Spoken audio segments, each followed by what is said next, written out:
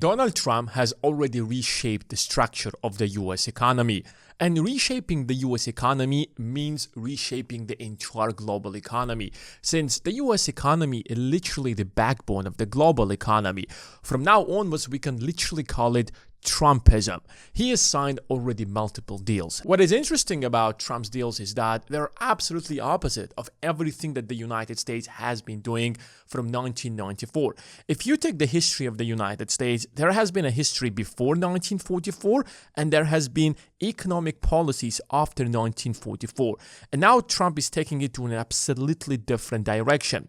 Some of the deals that he has already announced are an EU deal where the EU gave the United States $600 billion, Japan gave the United States $650 billion, and EU will buy $750 billion worth of American energy. We haven't seen these kind of deals ever probably in the history of the United States. And recently, just a few days ago, Donald Trump has given a 40-minute interview to a CNBC giving us the details of these deals because we don't know much about these deals. They announced them, but we have no idea whatsoever how this deal will be implemented. What kind of teeth are in those investments, meaning that would force the EU to make those investments? If they don't make those investments, what happens on the other side? Well, then they pay tariffs of 35%. No, they brought down their tariffs. So they paid $600 billion, and because of that, I reduced their tariffs from 30% down to 15%. And that's a gift. That's not like, a loan, by the way. That's not a loan that, 3 years comes up, we have to pay it back. There's nothing to pay back. They gave us $600 billion that we can invest in anything we want. So well, there are no details. The that. details are $600 billion to invest in anything I want. Until now, we had no idea. And now we know that they gave us $600 billion. Now, I can play the exact same part about Japan, but the idea is very similar. There are a few problems with these deals. The first problem is that no one gave anybody anything yet. You can claim that they gave us, but the deal is not signed yet, leave alone giving anybody anything. So we cannot say that they gave the United States anything, or in particular Donald Trump. We don't have that kind of information at all. The second problem is that if you're going to call that an investment, then we have to treat it like an investment. An investment can only be either a loan or an equity. An investment in a loan is when you're investing in a debt. So imagine that you have any kind of a startup that comes and says, listen, Michael, I have a startup and I would like to borrow money to build the startup. And you are going to invest it and it's going to be a debt. Or when you are buying US treasury bills, you are investing in the US debt. But there is a second type of an investment. The second type of an investment is when you are buying an equity in that business. So I have started this company and you can buy 20% of this company for $2 million. Yes, you're giving me $2 million and I don't have to pay you back. But now you own 20% of this business. So when you're investing, either it's going to be a loan or an equity. It cannot possibly be a gift. Otherwise, you're not going to call it an investment in the first place. If it's going to be a loan, then the United States has to pay back that money. If it's going to be an equity, then that property or that plant or that business is going to be at least partially owned by the people who have invested in that business. But nobody said that it's a gift. So I cannot possibly understand how it's supposed to work when you say that they gave us $600 billion and I will do with it whatever I want. Because you don't call it gift. The president of European Union did not call it a gift. The prime minister of Japan did not call it a gift. Another problem that I have with this is that who's going to pay it?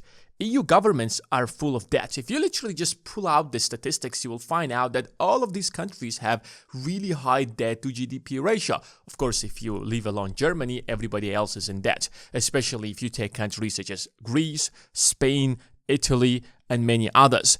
Germany does not have an extra, $600 billion in order to invest in the United States, leave alone give it as a gift. And another thing that you have to understand that the EU government is not like one giant government like the United States. United States is one single country. European Union is not one single country. It comprises of multiple countries. The entire budget of the European Union is about less than $200 billion. $600 billion, where you will take that money from.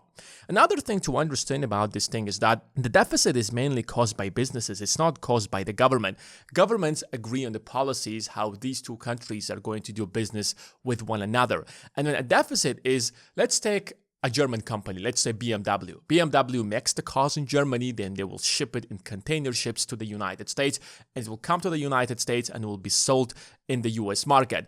And because Germany, for example, sells far more in the United States than the United States in Germany, there is going to be a trade deficit. This trade deficit is not caused by any government. This trade deficit is simply caused because German companies or German businesses are selling more in the United States than US companies are selling in Germany. And it could be for multiple different reasons. Part of the reason could be because German cars are simply better than American cars, and Americans choose to buy German cars instead of American cars.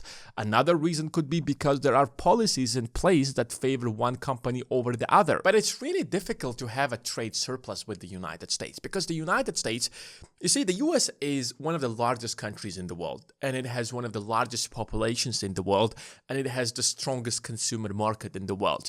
It's very easy to sell in the United States, and it's very difficult to sell in other countries.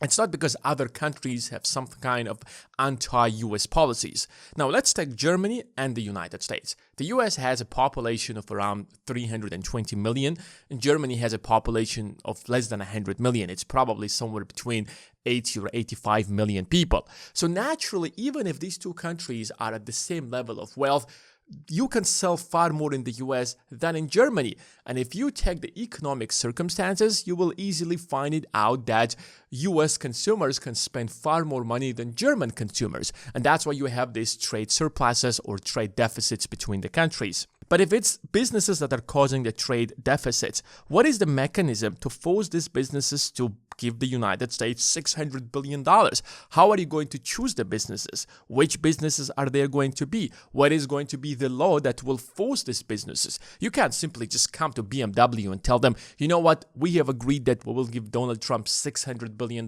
Please donate as much as you possibly can. What is the deadline for these investments? Are we supposed to make these investments by the end of this year, by the end of the next year, by the end of the next 5 years? Who knows? And if you don't have a proper deadline, then you can keep saying that you will do it tomorrow until Donald Trump is out of office. But the real problem with all of these deals is that not a single of these deals have been signed. The deal with the EU is not signed at all. This is literally just a framework that we are going to commit to invest that much money in the United States. So to claim that they gave us $600 billion is pure nonsense. It's just not because I'm trying to criticize anybody, but I'm simply saying that there isn't a single deal signed. If you haven't signed anything, then you're clearly not given anything, and you don't even have a plan to give anything back. Even the deal with Japan is not signed. You can say that, well, the European Union comprises of over 20 countries, so they have to sit down together and come up with a plan. How exactly are they going to pay the United States $600 billion? Let's take Japan. Japan is one single country. It's far smaller than the European Union. It has one single government, and even Japan has not signed the deal with the United States yet, leave alone the European Union. And all of these deals to me look exactly like the commitment to buy $750 billion worth of American energy over the next 3 years. And the reason I bring that example and the comparison is because there is no way anybody will buy from the United States that much energy. Even if we assume hypothetically that the European Union literally got the cash ready, so they literally brought the cash in suitcases, $750 billion, and they're like, Donald Trump, please give us that much energy. The problem is that the US cannot produce that much energy. The US energy production is at its maximum level. It cannot, for example, produce more oil than it's producing right now. And again, if you want to produce more oil, then you have to invest in infrastructure. And if you want to invest, then you're going to spend probably a couple of years to do that. By that time, trust me, Trump is going to be out of office, which is why it's very difficult to believe these trade deals, especially with this commitment to invest in the United States so much money. Either the final agreements are going to be radically different from what we have heard already, or they will keep postponing the deal until Trump is out of office. No matter what happens in the market, every single event in the market is an opportunity to make the right investment and make a lot of money. And if you're not in the markets yet, if you don't have a proper strategy, then you're missing a lot of things. That's why check the links in the description of this video. Thanks for watching, and I will see you in the next one.